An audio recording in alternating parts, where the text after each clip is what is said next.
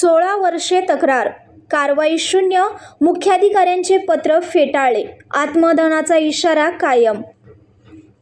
जयसिंगपूर येथील शिवाजी हाऊसिंग सोसायटीतील नियमबाह्य बांधकामाच्या विरोधात दिलेल्या आत्मदहनाच्या इशाऱ्यावरून नगरपरिषद मुख्याधिकाऱ्यांनी आंदोलन स्थगित करण्याची विनंती केली आहे.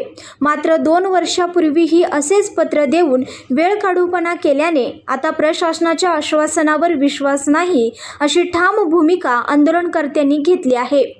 2 वर्षात काडीचेही काम नाही. आंदोलकांच्या म्हणण्यानुसार 2 वर्षापूर्वीही मुख्याधिकाऱ्यांनी असेच विनंतीपत्र दिले होते.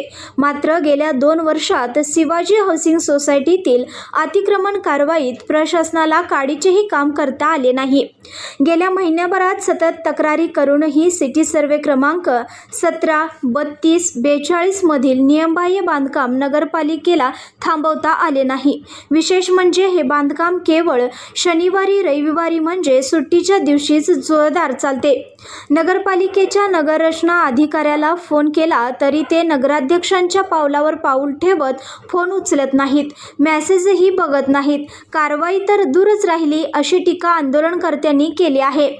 अशा प्रशासनाच्या यथावकाश कारवाईच्या आश्वासनावर विश्वास कसा ठेवायचा? हा अवकाश एक आयुष्यात संपवणार आहे का? जन्मठेप ही 14 वर्षाची असते, इथे तक्रार करून 16 वर्ष उलटली असा संतप्त सवाल त्यांनी केला. आत्मदहनाचा इशारा कायम.